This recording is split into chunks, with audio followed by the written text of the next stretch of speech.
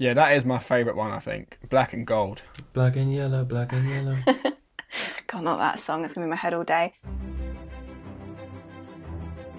Hi there, I'm Ben Barnes and I play General Kirigan on Shadow and Bone, and we're here to give you the inside scoop on all the costumes from the show. Essentially, the first army doesn't have much money, whereas the second army have a lot of money from, from the crown, let's say. So the idea was that to juxtapose those two different worlds.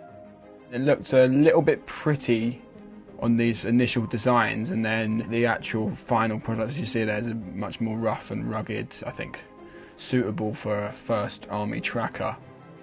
But it was great. I really felt like a soldier. There's so many little details, but the scarf is the most important, I think. It was kind of foreshadowing for the fact that Alina then wears a blue and gold kefta, but also it's tied in with the fact that it's the colours of the Ravkan flag. It was super important because Alina, being an outsider and being constantly told that she's the enemy and everything, she's just so desperate to be like, no, no, no, please, I'm one of you. Tell me, are you so anxious to be like everyone else? It'd be nice to know what that feels like someday, General. I mean, there was so much detail in all the keftas. There were 3 different kinds. You see Grisha in their field keftas, which were made of wool, and they're shorter and a bit more hard-wearing. The kefta we see Alina in for the first time is like a day-to-day kefta, which was velvet.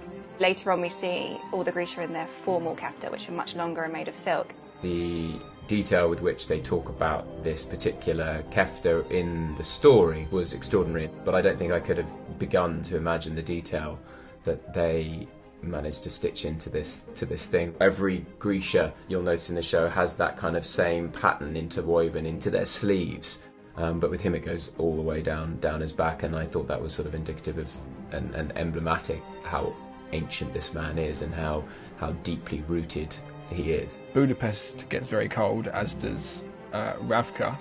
We had this long coat, we had these like camouflage, like quilted ponchos and some fur around the boots and like mittens and stuff.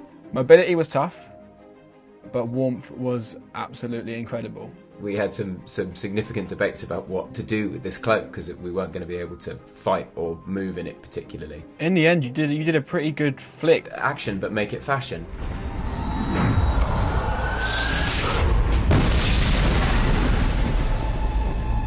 Her black and gold kefta from episode 5 is sort of an empowering costume, whereas this kefta that has Kirigan's shadows on it, covering her, golden light, was meant to be very much the opposite of that. And I'm really glad that you are able to see the prosthetic in these moments, because it was so gruesome and, it symbolised so much. Be sure to catch all these looks in Shadow and Bone, now streaming only on Netflix.